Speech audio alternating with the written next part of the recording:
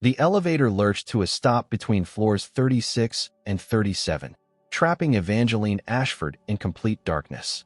She pressed the emergency button repeatedly, but the storm outside had knocked out half the building's power grid. "Perfect," she whispered, clutching her cleaning cart. The last thing she needed was to be stuck in Sterling Enterprises after hours when security made their rounds. Working without proper documentation meant staying invisible. Thunder crashed outside as backup power kicked in, flooding the small space with dim red light. The elevator groaned back to life, ascending until it shuddered open on the 47th floor. This was Maximilian Sterling's private domain, where rumors said he worked alone until dawn. She should take the stairs, but the storm had other plans.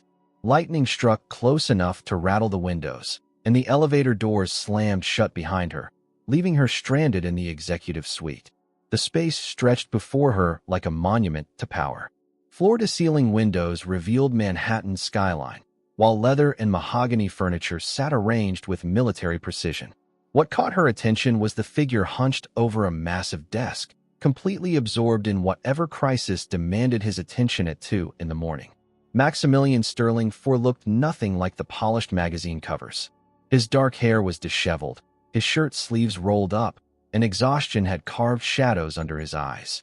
He moved with controlled desperation, someone who understood that empires could crumble with a single misstep. Evangeline tried to back toward the stairwell, but her cart's squeaky wheel betrayed her. Maximilian's head snapped up, and their eyes met across his domain. For a moment, neither moved. She had expected cold calculation, the predatory stare that business magazines claimed could reduce grown men to stammering children. Instead, she saw something almost human. "Who are you?" His voice carried authority, but lacked the bite she'd anticipated. "I'm sorry, Mr. Sterling. The elevator malfunctioned during the storm. I'll take the stairs down." She gripped her cart handle, preparing to flee. "Wait." He leaned back in his chair, studying her with curiosity rather than anger. "You're the night janitor. I've seen you in the security footage." Heat flushed her cheeks. Of course he'd noticed her. Men like Maximilian Sterling noticed everything. She nodded, not trusting her voice. "What's your name?" "Evangeline." "Just Evangeline?" She hesitated. Names had power, and she'd learned to guard hers carefully. "Evangeline Parker." The lie came easily now, after years of practice. Maximilian gestured toward the sitting area where a mostly untouched dinner sat cooling on a silver tray. "Are you hungry, Evangeline Parker?" The question caught her completely off guard. She was always hungry. Her salary from the cleaning company barely covered rent on her studio apartment in Queens, leaving little for luxuries like regular meals. But admitting hunger to one of the most powerful men in America felt like confessing weakness to a predator. "I'm fine, thank you." Her stomach chose that moment to growl loudly enough to echo in the silent office. Maximilian's lips quirked in what might have been amusement. "When did you last eat?" "Yesterday." The admission slipped out before she could stop it. Something shifted in his expression. The corporate mask slipped for just an instant, revealing something raw underneath. He stood and walked to the dinner tray, lifting the silver dome to reveal an elaborate meal that probably cost more than she made in a week. "I ordered too much, and I hate waste. Would you mind helping me with this?" The kindness in his voice undid her. She should refuse, should maintain the careful distance between their worlds. Instead, she heard herself asking, "Could I take the leftovers? I mean, if you're not going to finish them?" The words hung between them like a confession. She'd revealed everything in that single question, her desperation, her pride, her careful balance between survival and dignity. Maximilian did neither ignore her nor offer charity with disgust. He moved to the tray, carefully transferring the untouched portions into takeout containers with precision. His movements were gentle, almost reverent, as if he were handling something precious rather than disposing of scraps. "There's more than enough here for several meals," he said, securing the lids. "I hope you don't mind Italian." Evangeline stared at him. This wasn't the ruthless corporate titan she'd expected. This man was carefully packing leftovers for a janitor he barely knew, treating her request with more dignity than most people showed their equals. "Thank you," she whispered. Their fingers brushed as he handed her the containers, and electricity shot through her. She jerked back, nearly dropping the food. Maximilian's eyes widened slightly, suggesting he'd felt it too. The elevator chimed, its doors sliding open to reveal that normal power had been restored. Evangeline clutched the containers against her chest. "The storm's passing," Maximilian observed. "Yes, I should go," but neither of them moved. They stood frozen in that charged moment, both recognizing that something fundamental had shifted. "Evangeline," he said as she finally stepped toward the elevator. She turned back. "Be careful going home. The streets flood in weather like this." The genuine concern in his voice nearly broke her composure. She nodded and escaped into the elevator. As the doors closed, she caught one last glimpse of him standing in his fortress of glass and steel, looking more alone than anyone had a right to be. During the long ride down, Evangeline pressed her back against the elevator wall and tried to process what had just happened. She'd asked Maximilian Sterling for scraps, and he'd given them to her with more grace than she'd received from anyone in years. But beneath her gratitude lurked a darker truth. There had been something familiar about his voice, something that tugged at memories she'd spent years trying to bury. Evangeline sat on her fire escape in Queens, watching the sun rise over Manhattan as she ate Maximilian Sterling's leftover osso buco. The meat fell apart at the touch of her fork, rich and tender in a way that reminded her of Sunday dinners from another life. A life when she had a family name that meant something. The small leather box sat open beside her, its contents catching the morning light. She'd found it 3 days ago while cleaning out the last of her mother's things, tucked behind a loose floorboard that had finally given way. Inside lay her mother's antique locket, the one Evangeline thought had been lost in the fire that claimed everything else. But the locket hadn't been empty. She pressed the tiny clasp, and her father's voice filled the quiet morning air. The recording was scratchy, desperate, made in the final hours before everything fell apart. "If you're hearing this, Evie, then we're gone and you've survived. I pray to God you never have to hear these words. But if the worst happens, you need to know the truth about what they did to us." Evangeline closed her eyes, letting her father's voice wash over her. She'd listened to this recording dozens of times over the past 3 days, each playback revealing new details, new connections she'd been too young to understand 7 years ago. "Maximilian Sterling came to me with an offer I couldn't refuse. Partnership, he called it.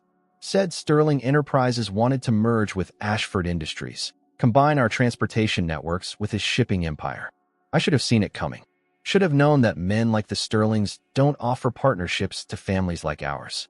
The irony wasn't lost on her. She'd asked the son for scraps, not knowing he was the architect of her family's destruction. The man who'd shown her such unexpected kindness had orchestrated the systematic dismantling of everything her father had built. The contracts were complicated, full of clauses I didn't understand. My lawyers said it was standard corporate language, but something felt wrong.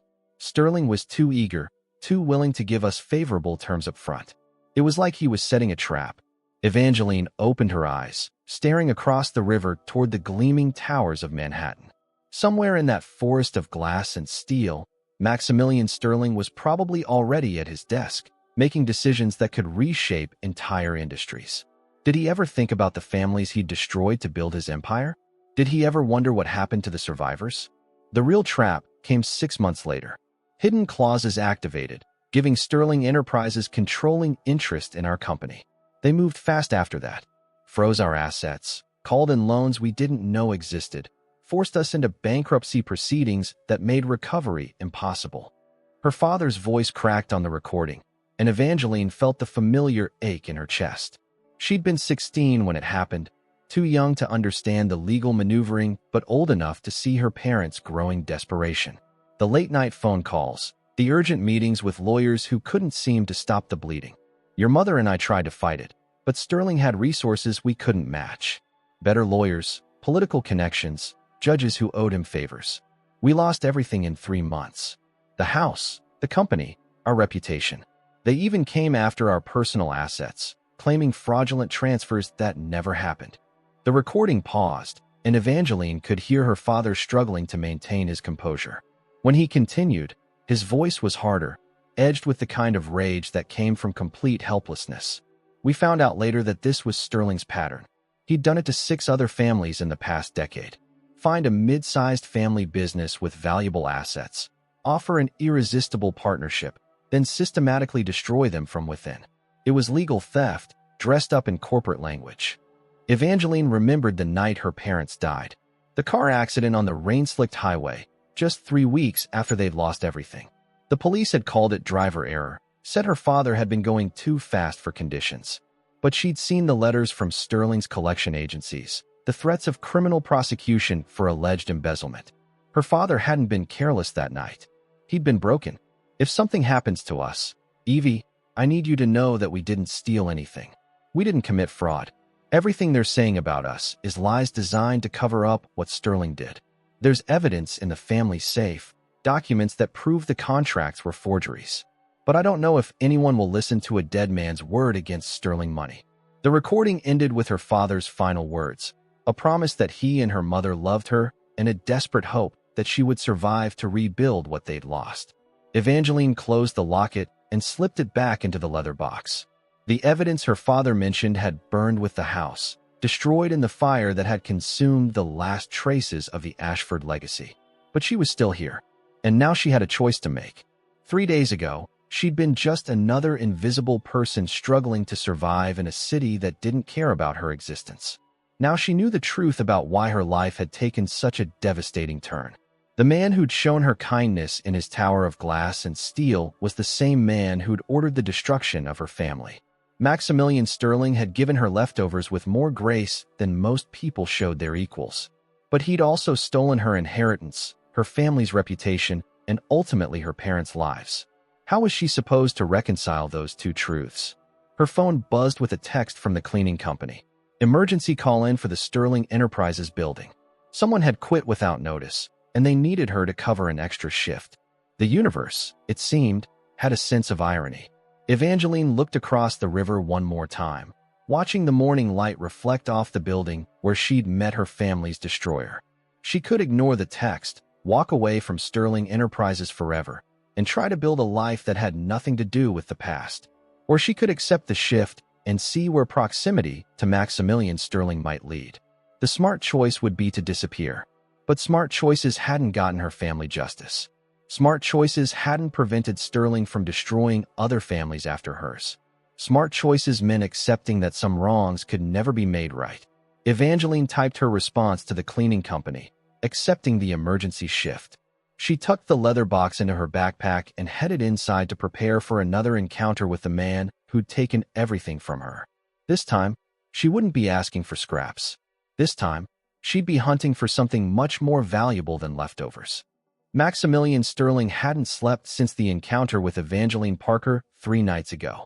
He'd tried his usual remedies, 18-year-old scotch, sleeping pills, even meditation apps that promised to quiet restless minds. Nothing worked. Every time he closed his eyes, he saw her face in that moment when she'd asked for leftovers. The vulnerability, the pride barely held in check, the way she'd clutched those containers like they contained her salvation. He'd built an empire by reading people, by understanding their weaknesses and exploiting them with surgical precision. But Evangeline Parker had left him completely off balance. There had been something in her eyes that reminded him of ghosts he'd spent years trying to forget. "Mr. Sterling?" His assistant's voice crackled through the intercom. "There's been a scheduling change. Your new personal assistant will be starting today instead of Monday." Maximilian looked up from the acquisition reports scattered across his desk. He'd fired his previous assistant 2 weeks ago for the crime of inefficiency, and his sister Vivian had insisted on handling the replacement search personally. Knowing Vivian, she'd probably selected someone with an MBA from Harvard and the personality of a spreadsheet. "Send them in." The office door opened, and Evangeline Parker stepped into his domain wearing a simple black dress and carrying a leather portfolio. For a moment, Maximilian wondered if he was hallucinating from sleep deprivation. Then she spoke, and he realized his life had just become infinitely more complicated. "Good morning, Mr. Sterling. I'm Evangeline Parker, your new personal assistant." She stood in the center of his office with perfect posture, professional and composed. But Maximilian caught the slight tremor in her hands as she gripped the portfolio, the way her eyes darted toward the sitting area where they'd shared that strange moment 3 nights ago. "You're the janitor," he said, then immediately regretted how it sounded. "Former janitor. Your sister offered me this position yesterday. She said you needed someone transparent in your life." Evangeline's voice carried no trace of the desperation he'd heard before. This was a different woman entirely, confident and articulate. Maximilian's mind raced. Vivian hadn't mentioned hiring the night janitor as his personal assistant. His sister was many things, brilliant, ruthless, protective to a fault, but she wasn't given to random acts of charity. There had to be an angle he wasn't seeing. What qualifications do you have for this position? I have a bachelor's degree in business administration from Columbia. Evangeline opened her portfolio and placed a resume on his desk. I graduated summa cum laude before my family's circumstances changed. Maximilian scanned the document, noting the prestigious university, the impressive GPA, the gap in employment that started 7 years ago. The pieces didn't fit together. Someone with these credentials shouldn't have been working as a night janitor, shouldn't have been asking for leftovers in his office. Why were you cleaning buildings instead of working in your field? Something flickered across her face, too quick for him to interpret. Sometimes life takes unexpected turns. The important thing is adapting to new circumstances. She was deflecting, giving him corporate speak instead of real answers. But there was steel beneath the polish, a determination that hadn't been there 3 nights ago. Or maybe it had been there all along, hidden beneath hunger and exhaustion. What happened to your family? The question slipped out before he could stop it. Maximilian Sterling didn't ask personal questions of his employees. He didn't care about their histories or their struggles. But something about Evangeline Parker made him forget the careful boundaries he'd spent years constructing. They died 7 years ago. Car accident. Her voice was steady, matter-of-fact, but her knuckles had gone white around the portfolio's edge. I'm sorry. Thank you. It was a long time ago. But it wasn't, Maximilian realized. The pain in her eyes was fresh, raw, like a wound that had never properly healed. He understood that kind of pain. He carried his own ghosts, his own collection of choices that haunted his sleepless nights. When can you start? I've already started. I took the liberty of reviewing your calendar and rescheduling 3 meetings that were double-booked. I also canceled your lunch with Senator Morrison. His chief of staff called this morning to reschedule anyway. Maximilian pulled up his calendar, noting the changes she'd mentioned. Everything was correct, efficiently handled with the kind of attention to detail that would have taken his previous assistant hours to coordinate. Impressive. How did you access my calendar? Your sister provided the necessary passwords and authorizations. Evangeline moved closer to his desk, her professional mask firmly in place. She also asked me to remind you about the charity gala on Saturday. Apparently, you've been avoiding her calls about it. The charity gala. Another of Vivian's attempts to rehabilitate the Sterling family image through strategic philanthropy. Maximilian attended these events because appearances mattered in his world, but he found them tedious exercises in competitive altruism. I don't attend charity events with assistants. Of course not. I was simply relaying the message. But there was something in her tone, a subtle emphasis that suggested she knew more about the gala than she was letting on. Maximilian studied her face, looking for tells, for the micro-expressions that usually betrayed people's true intentions. Evangeline Parker's expression remained perfectly neutral, professional courtesy masking whatever thoughts moved behind those dark eyes. There's a project I need you to work on, he said, making a decision that felt both inevitable and dangerous. I want you to research Sterling Enterprises' acquisition history from the past decade. Focus on mid-sized family businesses we've absorbed. If she was surprised by the assignment, she didn't show it. Any particular reason for the review? Due diligence. I want to make sure all our acquisitions were handled properly. It was a lie, and they both knew it. But Evangeline simply nodded and made a note in her portfolio.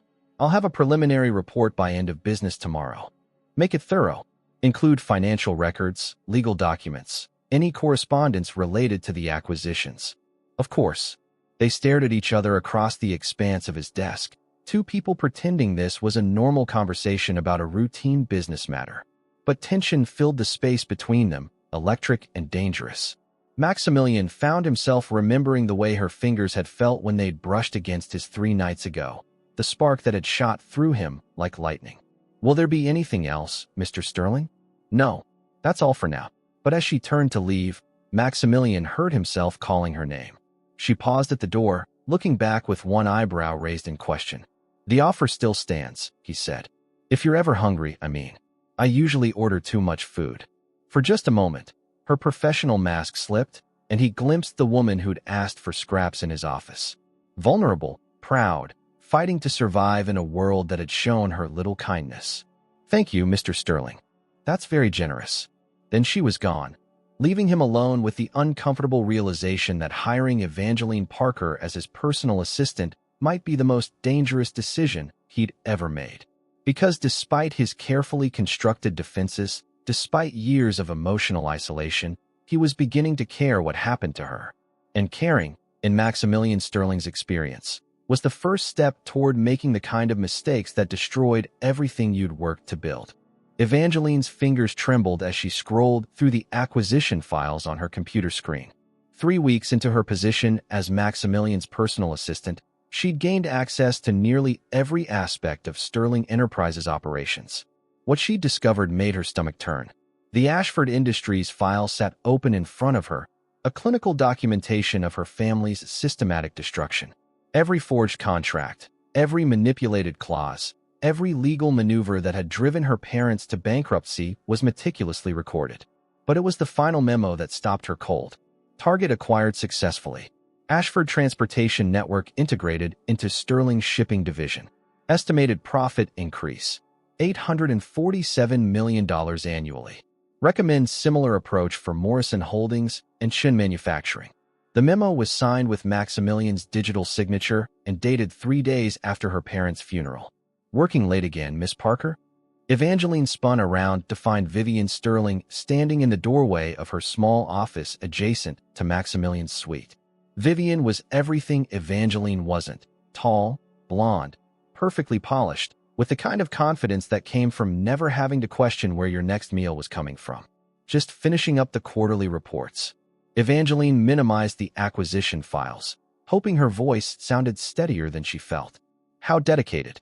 Vivian stepped into the office, her heels clicking against the marble floor with predatory precision. "Though I have to wonder what kind of reports require access to classified acquisition files." Evangeline's blood went cold. "I'm sorry. Our IT department flags unusual access patterns." Imagine my surprise when I discovered that my brother's new assistant has been spending considerable time reviewing decade-old business transactions. Vivian perched on the edge of Evangeline's desk, studying her with the intensity of a surgeon examining a tumor. "Mr. Sterling asked me to research the company's acquisition history. I was being thorough." "Max asked you to research acquisitions." Vivian's laugh was sharp as broken glass. "How interesting. And what, exactly, have you discovered in your research?" The question hung between them like a blade. Evangeline met Vivian's gaze steadily, knowing that any sign of weakness would be fatal. "That Sterling Enterprises has an impressive track record of successful integrations." "Indeed we do." Vivian picked up a silver letter opener from Evangeline's desk, turning it over in her hands. "Though I suspect you're more interested in one particular acquisition than the others. The Ashford Industries file, perhaps?" Evangeline's heart hammered against her ribs, but she kept her expression neutral. "Should that name mean something to me?" "It should mean everything to you, Evangeline Ashford." The sound of her real name hit like a physical blow.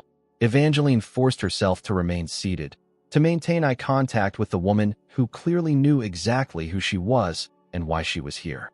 "I'm sorry, but you're mistaken. My name is Parker. Your name is Ashford. You're the daughter of Richard and Catherine Ashford, the only survivor of a family my brother destroyed 7 years ago." Vivian set down the letter opener and pulled out her phone, scrolling to a photograph that made Evangeline's breath catch. It was her high school graduation photo, taken just months before her world collapsed. She looked so young, so hopeful, surrounded by parents who still believed their future was secure. "Where did you get that?" Private investigators are remarkably thorough when properly motivated. "Did you really think you could infiltrate Sterling Enterprises without us noticing? That you could waltz into my brother's office seeking revenge without consequences?" "I don't know what you're talking about." "Please. I've seen the recording equipment you've hidden in your purse. The tiny camera in your portfolio. You're building a case against Max, aren't you? Gathering evidence to destroy him the way he destroyed your family." Evangeline said nothing. There was no point in denying what Vivian clearly already knew. "The question is," Vivian continued, "what do you plan to do with that evidence? Take it to the authorities? The media? Some misguided attempt at public justice. Your brother murdered my parents. My brother conducted legal business transactions. If your parents couldn't handle the pressure of corporate competition, that's hardly Max's fault. The casual dismissal of her parents' deaths ignited something violent in Evangeline's chest. He destroyed their lives systematically, drove them to bankruptcy with fraudulent contracts and forged documents. Prove it. I have the files. You have files that show Sterling Enterprises acquired Ashford Industries through perfectly legal means. You have no evidence of fraud, no smoking gun, no proof of wrongdoing.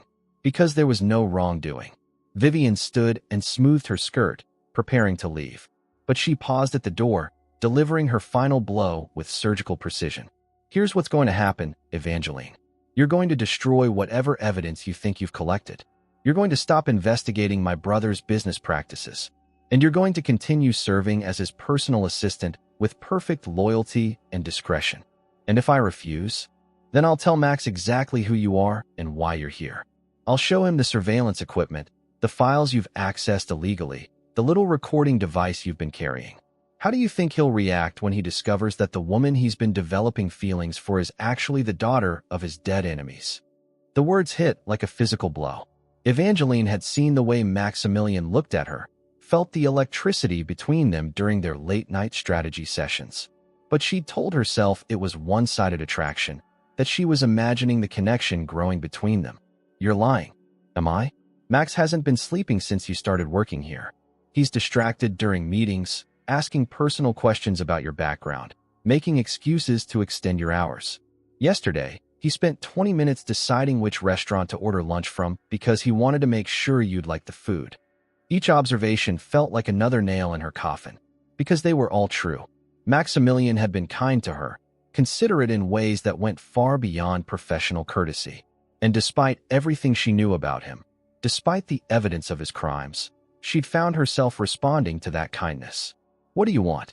I want you to remember that Max is my brother, the only family I have left. I won't let you destroy him, no matter what you think he's done to deserve it. Vivian's voice softened, becoming almost maternal. He's a good man who's made difficult choices in a brutal industry. He doesn't deserve to pay for those choices with his life. My parents didn't deserve to die. No, they didn't. But destroying Max won't bring them back. It will only create more orphans, more grief, more senseless loss. Vivian left without another word, leaving Evangeline alone with the weight of impossible choices. She could expose Maximilian Sterling and watch his empire crumble, knowing it would likely destroy the man she was falling in love with despite herself. Or she could protect him and let her parents' deaths go unavenged. The acquisition files still glowed on her computer screen, evidence of crimes that would never see justice. Evangeline stared at the documents until her eyes blurred, searching for a third option that would let her honor both her family's memory and her growing feelings for the man who'd killed them. But some choices, she was learning, came with prices too high for any reasonable person to pay. The only question was whether she was reasonable anymore, or whether love and vengeance had made her something else entirely. The charity gala at the Metropolitan Museum of Art sparkled with Manhattan's elite, but Evangeline barely noticed the champagne or designer gowns. She stood beside Maximilian in the Egyptian wing, watching him charm donors with practiced ease while her heart hammered against her ribs. Tonight, she would confront him with the truth. Tonight, 7 years of lies would finally end. You're quiet this evening, Maximilian murmured as they moved away from a group of pharmaceutical executives. His hand rested lightly on her lower back, a gesture that had become natural over their weeks working together. Just thinking about work. The lie tasted bitter. Everything between them had been built on lies, layers of deception that made genuine connection impossible. No work talk tonight. That was the rule, remember? His smile was warm, genuine, nothing like the cold corporate mask he wore in business meetings. This was the man she'd fallen for despite every rational thought screaming warnings.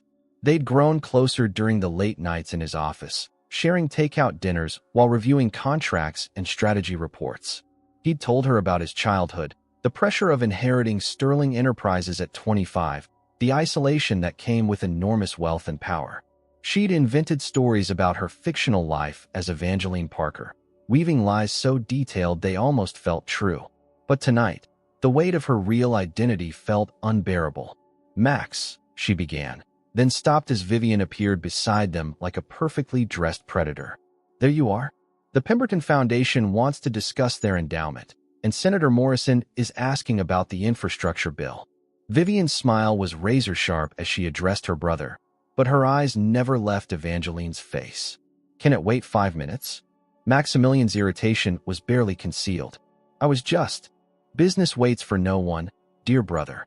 Especially not for assistants who can mingle on their own."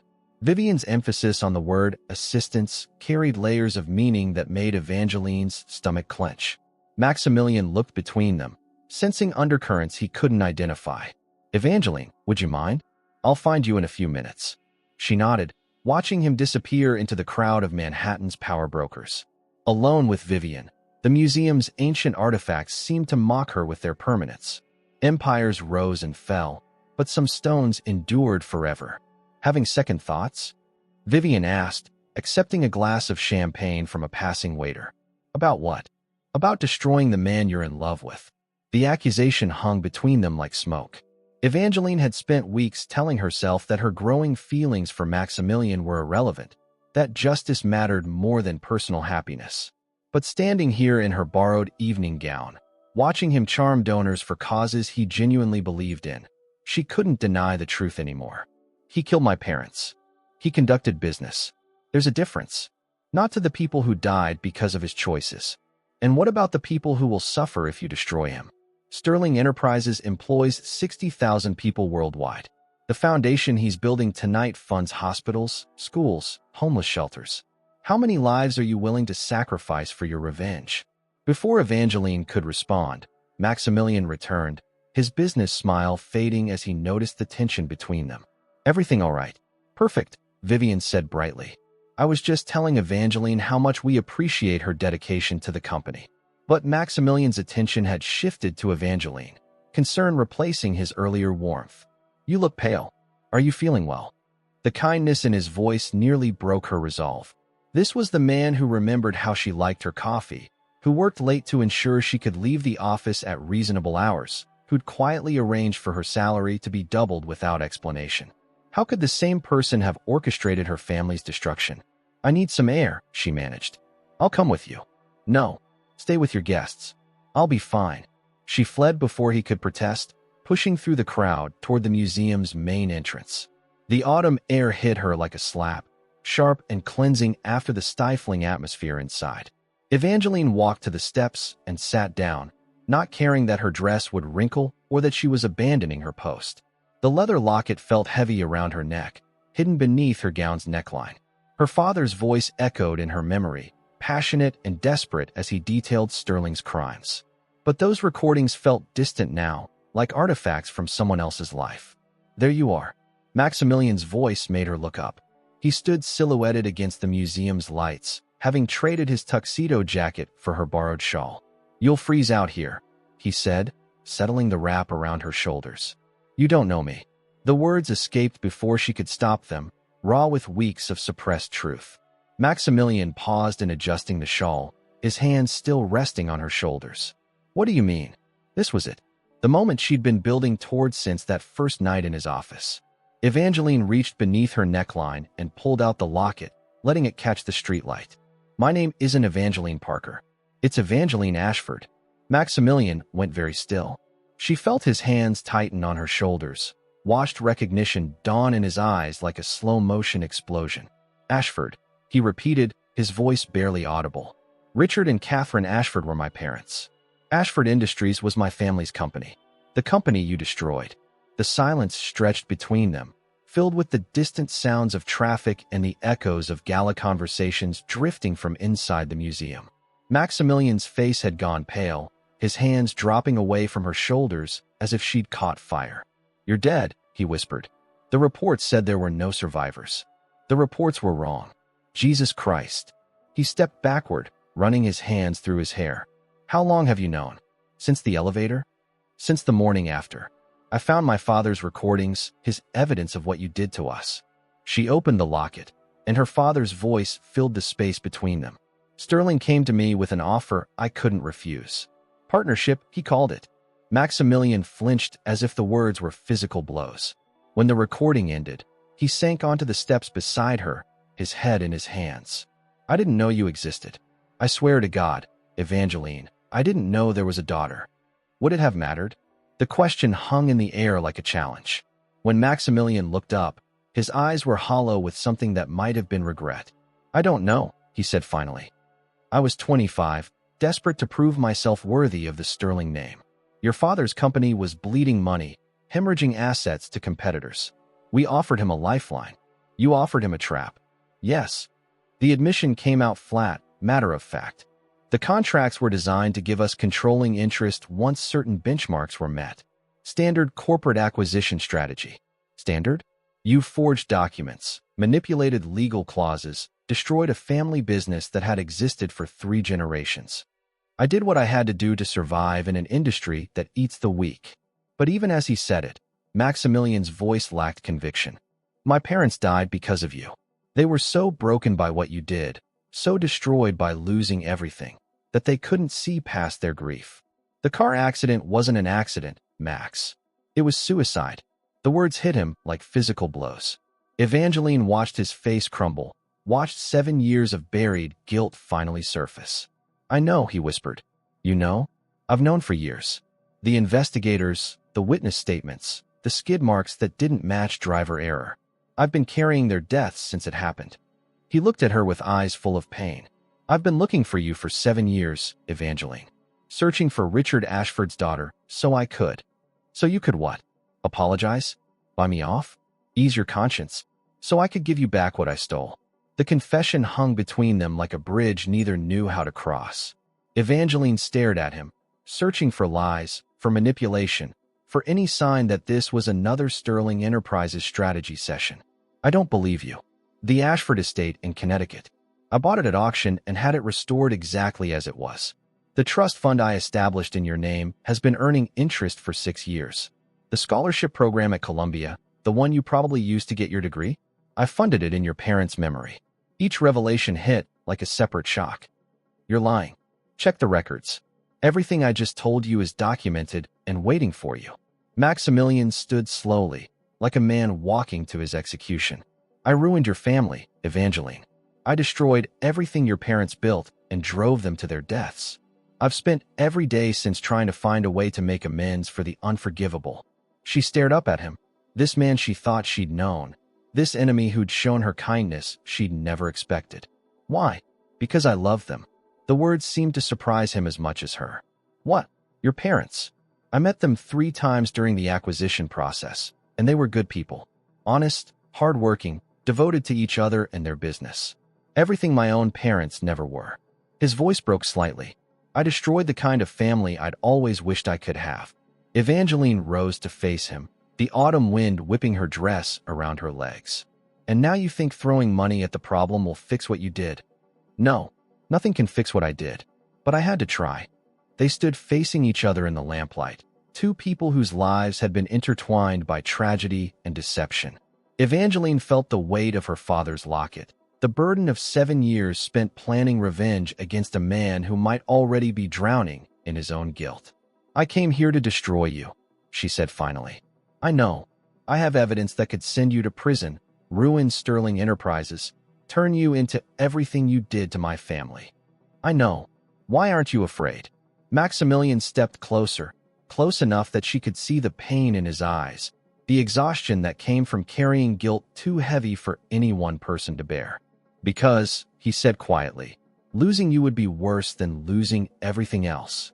Evangeline ran through the rain-slicked streets of Manhattan, her evening gown dragging in puddles as she fled from the museum and the impossible choice Maximilian had forced upon her. His words echoed in her mind like accusations. Losing you would be worse than losing everything else. She'd left him standing on those steps, his confession hanging between them like a bridge she couldn't bring herself to cross. 7 years of planning, of carefully constructed revenge, and he'd dismantled her resolve with 3 simple words. I love them. Her apartment in Queens felt like a refuge until she opened the door and found Vivian Sterling sitting at her kitchen table, perfectly composed despite the late hour. We need to talk, Vivian said, not bothering with pleasantries. Get out of my home. This isn't your home. This apartment belongs to Sterling Enterprises. We own the building, the furniture, even the clothes in your closet." Vivian's smile was sharp as winter glass. "Did you really think we'd let a potential threat live anywhere we couldn't monitor?" The revelation hit like ice water. Everything in her life, every small comfort she'd thought she'd earned through her own efforts, was another Sterling manipulation. "You've been watching me. Since the day you applied for the cleaning job. We knew someone was coming for Max eventually. Too many families destroyed, too many enemies made. We just didn't know when or how." Vivian stood, smoothing her designer dress. "Though I admit, I didn't expect our threat to be a dead girl with revenge fantasies. I'm not dead. You should be. Do you have any idea how much effort it took to make Evangeline Ashford disappear from public records? How many officials we had to bribe? How many documents we had to alter? We even arranged the fire that destroyed your family home, just to ensure no evidence remained." The casual admission of arson made Evangeline's vision blur with rage. "You burned down my house. We eliminated loose ends. It's what smart business people do." Vivian moved to the window, gazing out at the glittering Manhattan skyline. "But apparently we missed one very important loose end. You're insane. I'm protective. Max is the only family I have left, and I won't let anyone hurt him. Not business rivals, not federal investigators, and certainly not some little girl playing dress-up with daddy's revenge fantasies." Evangeline backed toward her bedroom, where she kept the evidence files hidden beneath her mattress. If she could reach them, document this conversation somehow, prove that the Sterlings were guilty of far more than business fraud. "Looking for these?" Vivian held up a manila envelope thick with documents. The acquisition files, the forged contracts, even the digital recordings from her father's locket. Everything Evangeline had spent weeks collecting, all the proof of Sterling's crimes. "How did you? Bugs in your purse, cameras in this apartment, keystroke loggers on every computer you've touched. Did you really think we'd give you access to our systems without safeguards?" Vivian tossed the envelope into the kitchen sink and pulled out a lighter. "Time to clean up this mess." "No." Evangeline lunged forward, but Vivian was faster. The flame caught the papers instantly, 7 years of evidence curling into ash. "There. Much better. Now we can have an honest conversation about your future. You just destroyed evidence of federal crimes. I destroyed copies of legal business documents that a disturbed young woman misinterpreted as evidence of wrongdoing." Vivian's voice was perfectly reasonable, like a teacher explaining basic facts to a slow student. "The originals are safely stored in our legal department, where they belong." Evangeline stared at the burning papers, watching her parents' justice disappear in smoke. "What do you want?" "I want you to understand that this little revenge fantasy of yours ends tonight. Max is in love with you, which makes you dangerous in ways you can't possibly comprehend. I never asked him to fall in love with me. Didn't you? All those late nights in his office, all those meaningful looks and accidental touches? You've been playing a very dangerous game, Miss Ashford, and now you're about to learn what happens when you threaten a Sterling." The kitchen door burst open, and 3 men in dark suits entered like shadows given form. Professional killers, Evangeline realized with crystalline clarity. The kind of people who made problems disappear permanently. "This isn't necessary," she said, backing against the wall. "I'm afraid it is. You see, I had hoped we could reach an accommodation. Keep you close. Use your feelings for Max to ensure your loyalty. But after tonight's little scene at the museum, I realize you're too unstable to control." "Vivian, what the hell are you doing?" Maximilian's voice cut through the tension like a blade. He stood in the doorway, rain-soaked and furious, taking in the scene with dawning horror. "Cleaning up your mess, brother dear. Call them off. Now. Max, she's dangerous. She has evidence that could destroy us, could send you to prison for the rest of your life. I don't care."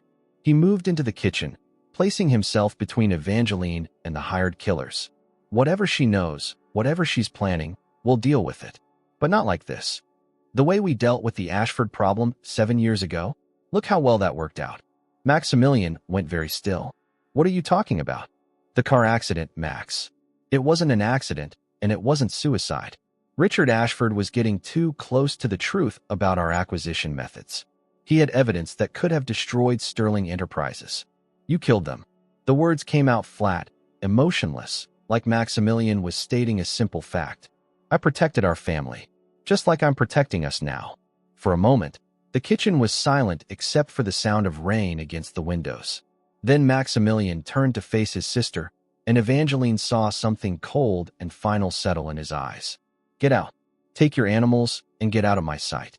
Max, you're not thinking clearly. She's manipulated you, made you believe. Get out. The roar echoed through the small apartment. Vivian's composed mask slipped for just an instant, revealing something almost human underneath. Then she nodded to her men, and they filed out as silently as they'd entered. This isn't over, she said quietly. I won't let you destroy yourself for a dead girl's ghost. Yes, it is. Maximilian's voice was deadly calm. Stay away from her, Vivian. Stay away from me. If I see you near either of us again, I'll forget you're my sister. After they left, Evangeline sank onto the kitchen floor, her legs no longer able to support her weight.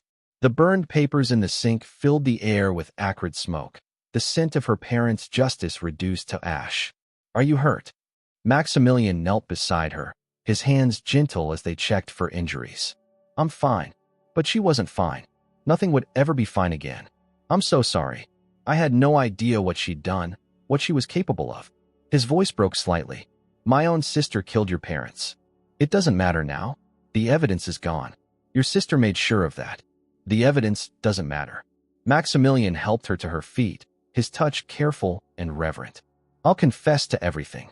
The acquisitions, the forgeries, all of it. I'll make sure the authorities know what really happened to your family. Why would you do that? Because it's the right thing to do. Because I've been a coward for 7 years, hiding behind money and power instead of facing what I'd done. He cupped her face in his hands, his thumbs brushing away tears she didn't realize she was crying. Because losing you taught me that some things are more important than empires. They stood in her tiny kitchen surrounded by the ashes of the past. Two people whose lives had been shattered by the same family's ambition. Outside, the storm was passing, leaving the city clean and new. But inside, Evangeline felt like she was drowning in possibilities she'd never allowed herself to imagine. What happens now, she whispered. Now I spend the rest of my life trying to deserve your forgiveness, Maximilian said. Even if it takes forever, even if you can never give it to me. For the first time in 7 years, Evangeline allowed herself to believe that justice might look different than she'd always imagined. That maybe, sometimes, love could be a form of redemption too. Evangeline woke to the sound of machines beeping and the antiseptic smell of hospital air. Her head felt wrapped in cotton, her memories fragmented like pieces of a shattered mirror. The last thing she remembered clearly was leaving her apartment with Maximilian, walking to his car in the early morning light after a night spent talking through 7 years of pain and secrets. Everything after that was darkness. You're awake. The voice was familiar but wrong somehow, too gentle for the person she expected. Evangeline turned her head slowly, fighting against the fog in her mind, and found Maximilian sitting beside her hospital bed. But something was different about him. His eyes were red-rimmed with exhaustion, his usual composure replaced by raw vulnerability. He looked like a man who'd been watching someone die. What happened? Her voice came out as a croak. You don't remember? Relief flooded his features. The doctors said you might have some memory loss. A bomb went off under my car as we were getting in. You took most of the blast. Images flickered through her mind like scenes from someone else's life. The metallic click of a car door opening. Maximilian's hand on her back, guiding her toward the passenger seat. Then light and heat and the world exploding around them. Vivian, in federal custody. Attempted murder, conspiracy, witness tampering.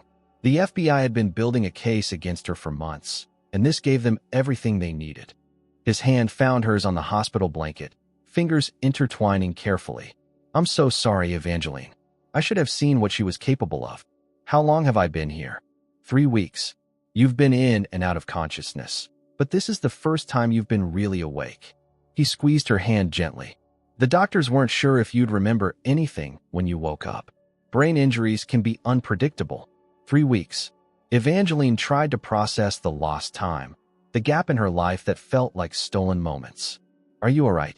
A few cuts and bruises. You shielded me from the worst of it. His voice broke slightly. You saved my life. She studied his face, noting the new lines around his eyes, the weight he seemed to have lost. You look terrible. I haven't left the hospital since they brought you in. The doctors kept telling me to go home, get some rest, but I couldn't bear the thought of you waking up alone. Something warm unfurled in her chest at his words. You've been here for 3 weeks? Someone had to make sure you were getting the best care. And I had some thinking to do. He reached into his jacket and pulled out a thick manila folder. I've been busy while you've been sleeping. Evangeline accepted the folder with shaking hands, her motor skills still compromised by whatever medications they'd given her. Inside were legal documents, financial statements, and what looked like corporate dissolution papers. What is this? Sterling Enterprises is being liquidated. All assets will be distributed to the families we've wronged over the years, starting with you. The Ashford estate has been transferred back to your name, along with compensation for damages and 7 years of lost income. She stared at the papers, trying to make sense of what she was seeing. You're destroying your company? I'm trying to make things right. It won't bring back your parents or undo the pain we've caused, but it's a start. He took a shaky breath. I've also been working with federal prosecutors. Full confession, complete cooperation with their investigation into corporate fraud and racketeering. Max, you could go to prison. I deserve to go to prison. What I did to your family, to other families, it was criminal. I've been hiding behind legal technicalities and corporate protections for too long. Evangeline set the folder aside, her mind still foggy, but her heart surprisingly clear. What about us? The question seemed to surprise him. Us? You said you loved me. Was that true, or just something you said to keep me from destroying you? It was true. It is true. He looked down at their joined hands. But I don't expect anything from you, Evangeline. I know I don't deserve forgiveness, and I certainly don't deserve your love. I just want you to be safe and happy, even if that means I can never be part of your life. The machines around them continued their steady beeping, marking time in a world that had fundamentally changed while she slept. Evangeline thought about her parents, about the 7 years she'd spent planning revenge, about the moment she'd realized she was falling in love with her family's destroyer. Do you remember what happened in the car? She asked quietly. You mean before the explosion? He shook his head. We were talking about starting over, about finding a way to build something good from all the wreckage. You said you wanted to try. She didn't remember saying that, but it felt true. Somewhere in the fog of her damaged memory, she could sense the ghost of that decision, the moment when she'd chosen love over vengeance. I still want to try. Maximilian's head snapped up, his eyes wide with disbelief. What? You heard me. I want to try. She squeezed his hand as tightly as her weakened grip would allow. I'm not saying I forgive you for what you did to my family. I'm not sure I'll ever be able to do that completely. But I forgive you for falling in love with me. And I forgive myself for falling in love with you. Evangeline, you don't understand what you're saying. The memory loss, the trauma. My memory is fine where it matters. I remember you packing leftovers for a hungry janitor with more kindness than most people show their friends. I remember you working 18-hour days to liquidate your company so you could make amends to people you'd wronged. I remember you risking your life to save mine when your sister sent killers after me. That doesn't erase what I did to your parents. No, it doesn't. But it proves you're not the same man who destroyed my family 7 years ago. People change, Max. They grow. They learn. They find ways to become better than they were. He was crying now, tears streaming down his face without shame or attempt to hide them. I don't deserve you. Maybe not. But love isn't about deserving. It's about choosing to build something beautiful from whatever wreckage life gives you. She pulled his hand to her lips, pressing a gentle kiss to his knuckles. Help me rebuild. Max, help me turn our tragedy into something that honors both our families. How? The foundation you mentioned at the gala. Instead of liquidating everything, let's use Sterling's resources to help other families like mine. Victims of corporate fraud, people who've lost everything to powerful men with flexible ethics. Let's make sure what happened to the Ashfords never happens to anyone else. Maximilian stared at her like she'd suggested they walk on water. You want to work with me? I want to love you. I want to marry you. I want to spend the rest of my life proving that redemption is possible, even for people who've done terrible things. She smiled, feeling lighter than she had in years. But first, I want you to go home and shower. You smell like hospital cafeteria food and desperation. His laugh was watery but genuine. I love you, Evangeline Ashford. I love you too, Maximilian Sterling. Even though you're probably going to drive me crazy. Probably. Definitely. He leaned forward to kiss her forehead, gentle and reverent, like she was something precious he'd thought he'd lost forever. Outside the hospital window, New York City hummed with its usual chaos, 8 million people pursuing their own complicated lives. But in that quiet room, surrounded by the debris of their shared past, Evangeline finally understood what her father had meant when he'd talked about building legacies. Some legacies were built from success and triumph. Others were built from failure and loss, from the decision to choose love over hatred, forgiveness over revenge. Both kinds mattered. Both kinds endured. And sometimes, if you were very lucky, you got the chance to choose which kind of legacy you'd leave behind. 6 months later, Evangeline stood in the gardens of the restored Ashford estate in Connecticut, watching the morning mist rise from the pond where she'd once fed ducks with her father.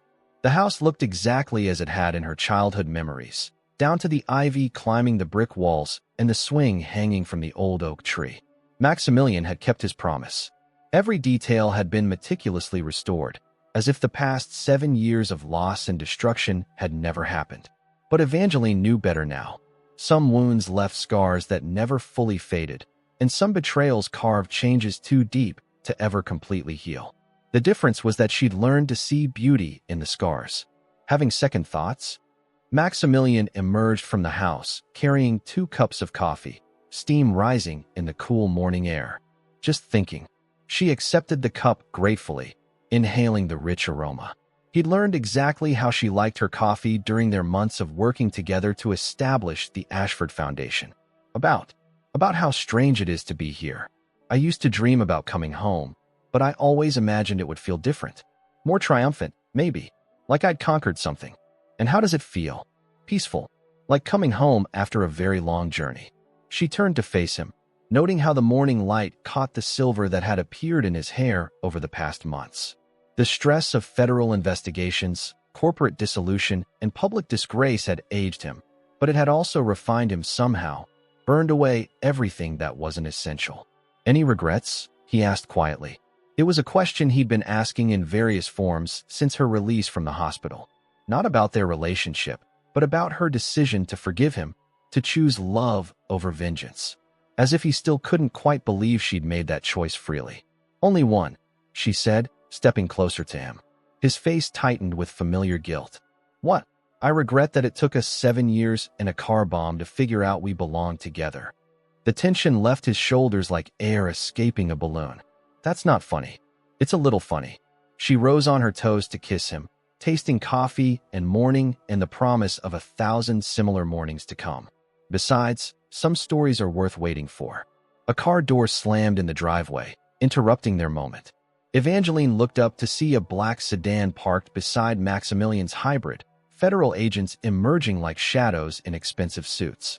Mr. Sterling? The lead agent approached with the kind of professional courtesy that masked serious business. We need to speak with you about the sentencing hearing. Maximilian's plea agreement with federal prosecutors had been finalized last month. Guilty to multiple counts of corporate fraud, racketeering, and conspiracy. The sentence wouldn't be announced for another week, but everyone expected significant prison time. Of course, Maximilian handed Evangeline his coffee cup. Could you give us a few minutes? Actually, we'd like to speak with both of you, the agent said. There have been some developments. They moved into the library, where floor-to-ceiling windows overlooked the gardens Evangeline's mother had loved. The agents arranged themselves with military precision while Maximilian and Evangeline sat together on the sofa where she'd once read fairy tales to her stuffed animals. We've received new information about Vivian Sterling's activities, the lead agent began. Specifically, regarding the deaths of Richard and Catherine Ashford. Evangeline felt Maximilian tense beside her. Vivian had been convicted on the car bombing charges, but her confession about murdering Evangeline's parents had been deemed legally inadmissible due to circumstances surrounding how it was obtained. What kind of information? Maximilian asked. She's decided to cooperate fully with our investigation. In exchange for avoiding the death penalty, she's provided detailed testimony about her role in orchestrating your parents' deaths, Miss Ashford, including physical evidence that corroborates her confession. The room went silent except for the grandfather clock in the corner, the same clock that had marked time in this house for 3 generations of Ashfords. Evangeline found herself focusing on its steady rhythm, using it to anchor herself as the agent continued. More importantly for you, Mr. Sterling, her testimony makes it clear that you had no knowledge of her plans regarding the Ashfords. While you're still culpable for the corporate fraud, the murder charges we'd been considering are off the table. Murder charges? Evangeline turned to stare at Maximilian. You never told me you were facing murder charges. I didn't want you to worry. His voice was carefully controlled, and I wasn't sure myself where corporate aggression ended and actual criminal conspiracy began. The distinction matters legally, the agent said. Given Vivian Sterling's confession and your cooperation with our investigation, the prosecutor is prepared to recommend a significantly reduced sentence. Community service, restitution, probation. You'll likely avoid prison time entirely. Evangeline watched Maximilian's face cycle through disbelief, relief, and something that looked almost like disappointment. That's wonderful news, she said when he didn't respond. Is it? He turned to her with eyes full of confusion. I destroyed your family, Evangeline. I may not have killed your parents directly, but my actions led to their deaths. Don't I deserve to pay for that? The question hung in the air like a challenge. Evangeline thought about justice, about the 7 years she'd spent planning revenge, about the difference between punishment and redemption. You've been paying for it every day since it happened, she said finally.